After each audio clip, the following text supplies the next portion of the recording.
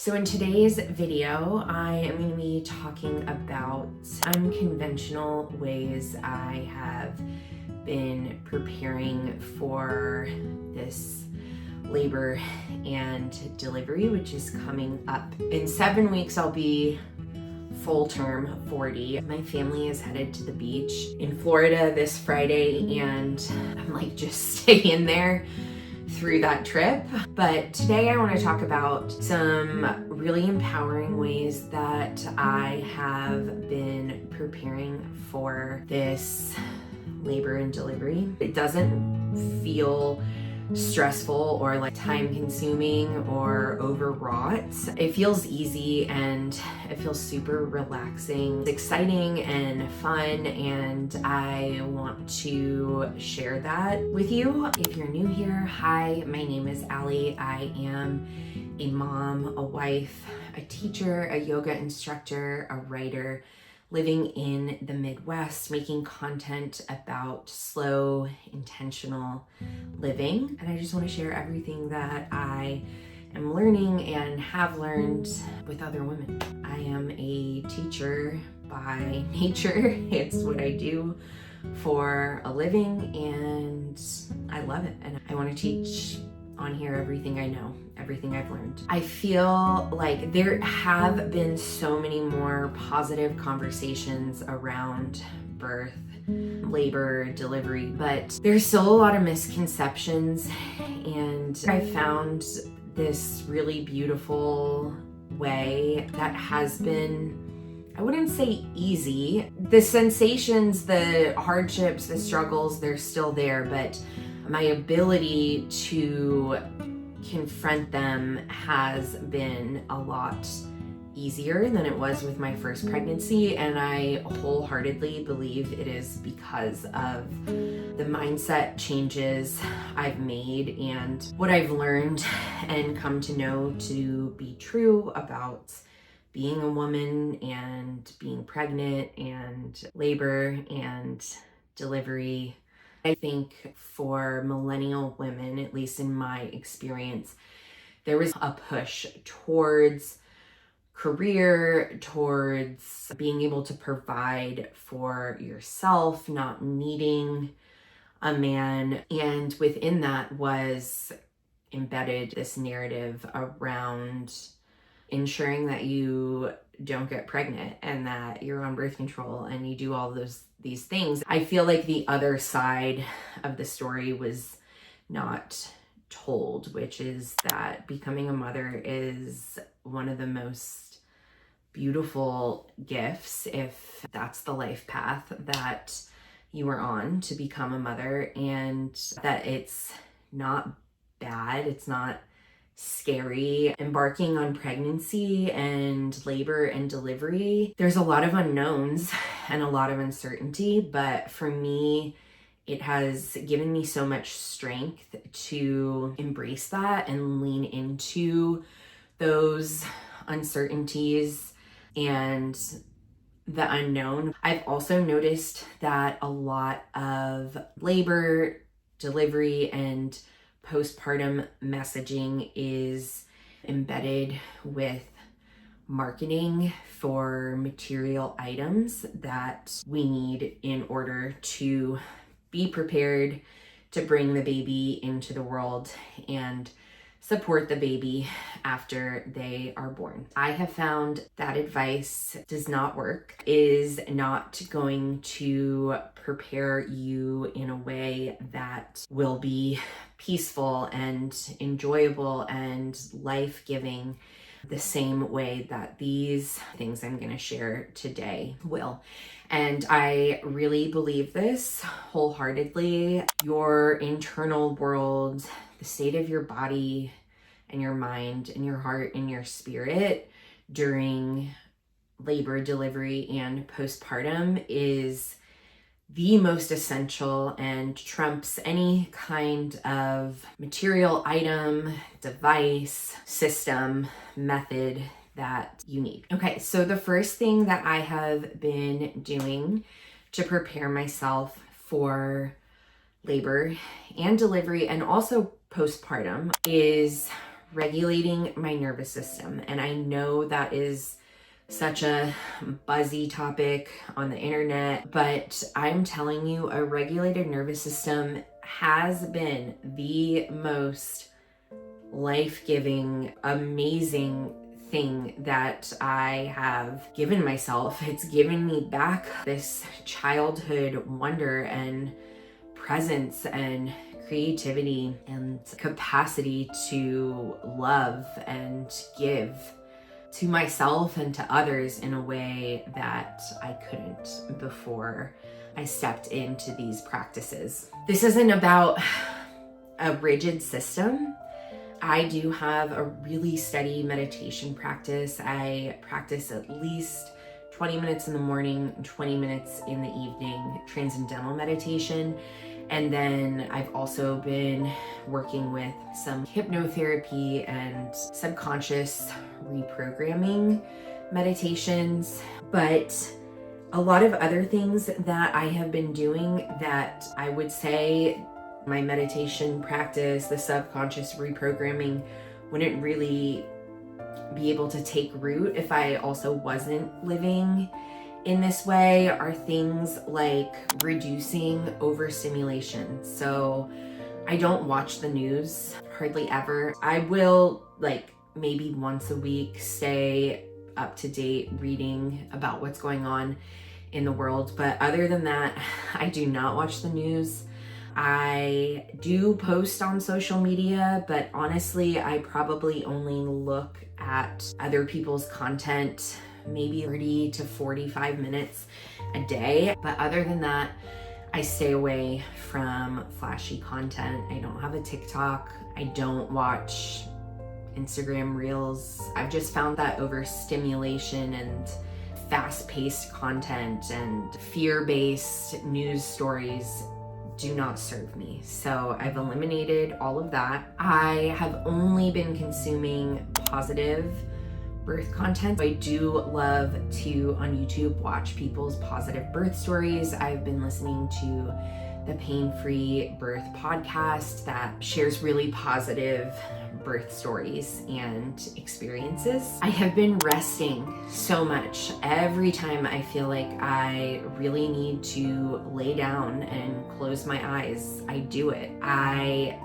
used to feel riddled with guilt when doing this, as if I was being lazy or unproductive, or had FOMO too, like I was missing out on something. But I have actually been able to do more, be more present, have more fun when I am listening to my body and resting when I need to.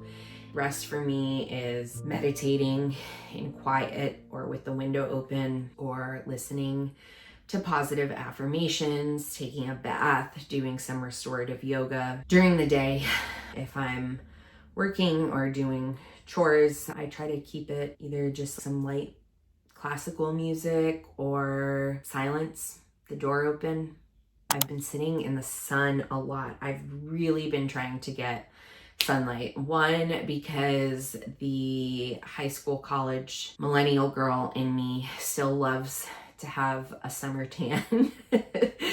And two, because the sun just feels so good on my skin. It is like a drug to me. I love it so much. I've been doing a lot of quiet mornings. In the morning, I try to just lay with my daughter, talk with my husband, meditate, and write. And honestly, I've just really been thinking about regulating over optimizing. When I lead from the place of regulation first, rest first, I actually get more done. And even if I don't, I'm happy and feeling good in my body. Okay, step 2, I've created a PDF that explains step by step what I'm about to share with you, and I will link that in the description box, free for you to access. I started listening to this manifestation podcast by a woman, Marley Rose Harris, and I have learned so much from her. One of the practices that she teaches is a method called affirmations. I have seen a lot of Pinterest posts and blogs and YouTube videos about positive birth affirmations. Instead of using birth affirmations, I have been using a method called affirmations that I first learned about from Marley. So the way that affirmations work is that because our brains are wired for survival, we are looking into the external world for ways to continue to survive. And way back when, this would look more like external threats, but we are also highly social, relational beings beyond any other being on this earth. Our kind of survival mechanisms go beyond just being chased by a tiger and have evolved into our relationship with others, our relationship with self, our relationships with our thoughts and our emotions and our feelings and fitting in. And so our brain is constantly trying to problem solve to help us survive. The way I think about this is if our brain is always asking questions, am I safe? Where are the threats? What do I need to know to survive? If our brain is primed for that, I say to myself, life is really just about learning how to ask yourself the right questions. Because our society has created these fear-based narratives around pregnancy, labor, delivery, postpartum, motherhood, we want to survive this. So a lot of us are looking and asking questions rooted from fear for our survival around this. Thinking about what could possibly go wrong, what kind of interventions do we need? How do we need to prepare for the worst? What if this? What if that? What if I eat the wrong thing? What if I do the wrong thing? So I have been asking myself different questions. Affirmations are, they're affirmations, so they're positive statements, but they're turned into questions. A lot of times when we use affirmations, our mind can reject them because they don't feel true for us yet. So if you keep repeating to yourself, I'm a calm mother, and you don't believe that within yourself, or you've been constantly seeking evidence about how you're not a calm mother, that affirmation isn't going to feel true to you. If you form it as a question, how am I a calm mother? Your brain is going to start finding the evidence to answer that question. So instead of repeating to myself in statement form, I am going to have a easy labor and delivery, I'm asking myself, how am I going to have an easy labor and delivery? And just the shift from statement to question leaves this softness and this sense of openness to possibility and also acceptance of the uncertainty, but it primes your mind to start looking for the evidence and the ways that these things will become true for you. I have journaled all my fears about labor, delivery, and postpartum, turned them into positive questions that I can ask myself. And I've recorded these. I actually use Marley's app. It's called the Higher Self app.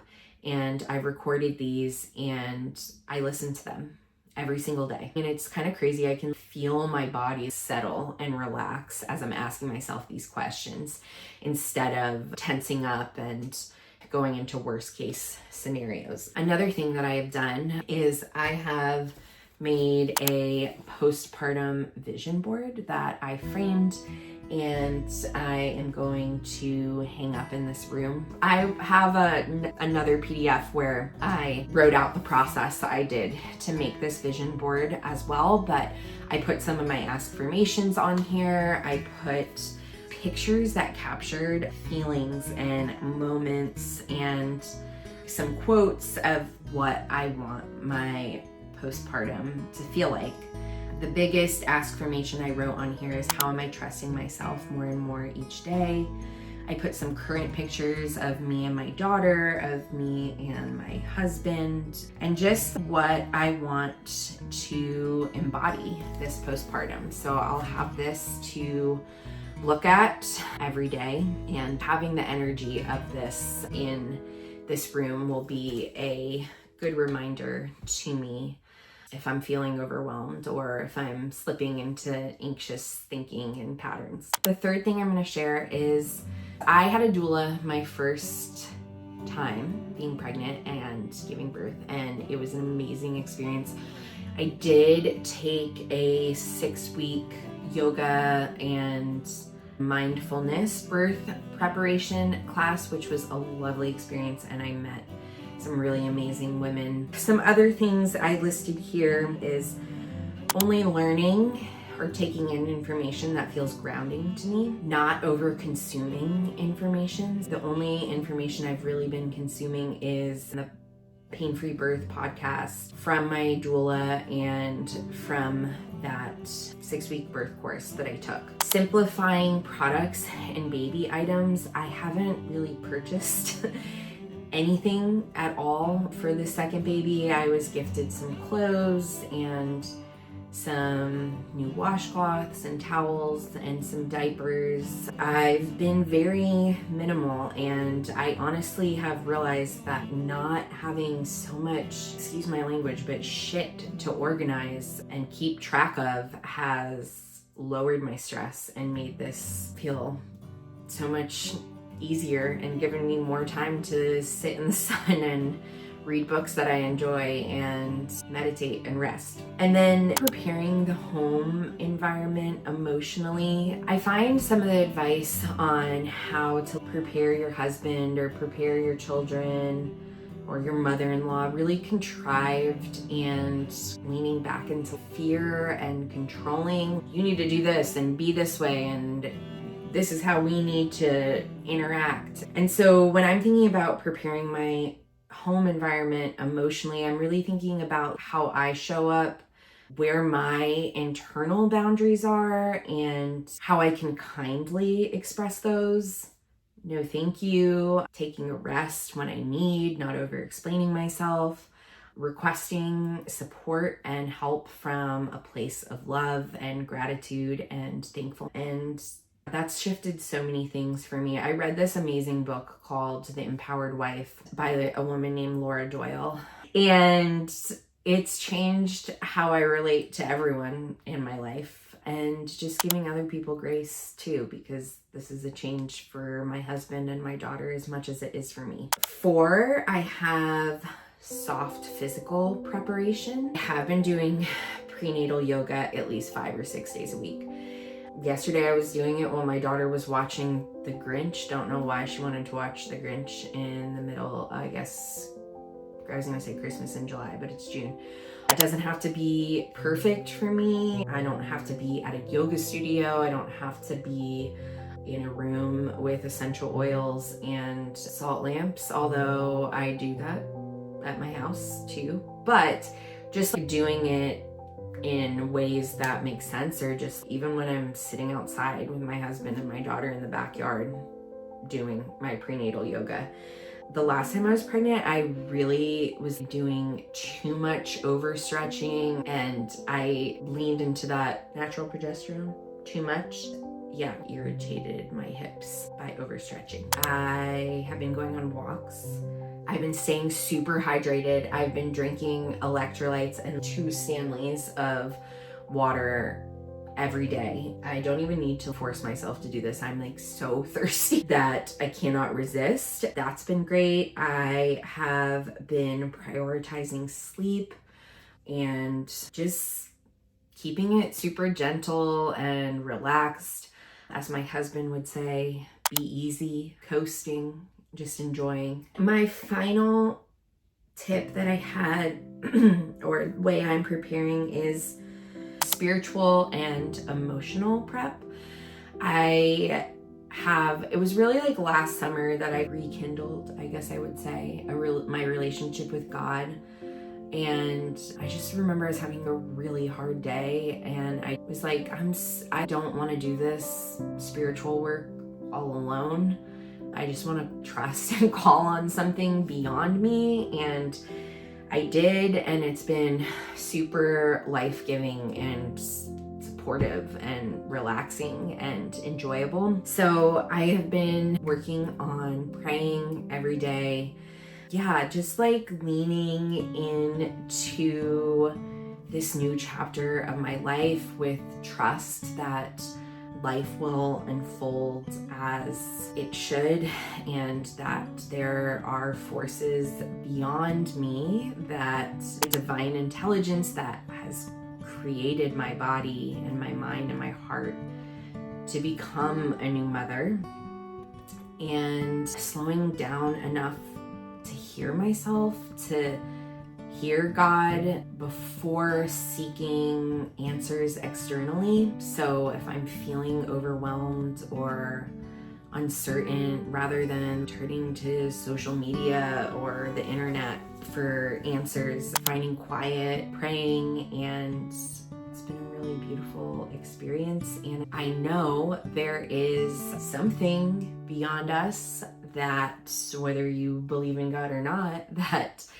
created us and this ecosystem of life and creation and making babies. And instead of feeling so rigid of like, I have to figure all this out myself, trusting, we didn't invent this, something beyond us did. So it takes the pressure off, It's like we don't have to think about how to breathe every day. Oh, I need to make sure I'm breathing. It's just a natural process that was created beyond us. And so thinking about birth and motherhood and parenthood and labor and delivery that same way. And that's been really relaxing and beautiful. I want to end this by saying that what I'm sharing is not to be like, and now what you need to do is just become fearless, and be hard on yourself if you're not fearless, because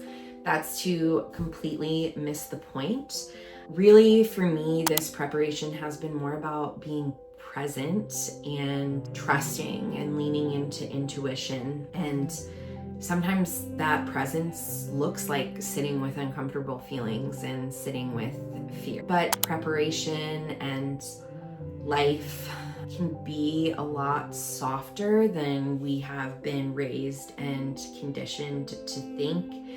And these things that I've shared today have really helped me step into that. And I'm truly just sharing this in hopes that other people can step into that too, because who wants to feel stressed and uncomfortable and on edge? And who doesn't want to feel joy and peace and health and love and trust? And these are things that have led me to that during this pregnancy and leading up to my birth and delivery. Another thing I want to be transparent about that I think has allowed me to have positive birth experiences is that I go in just knowing that rigid plans probably will not, it will not go exactly how I plan. That's just not life. So I'm more focused on the feelings I want to cultivate with the uncertainty and as the process of labor and delivery naturally unfolds.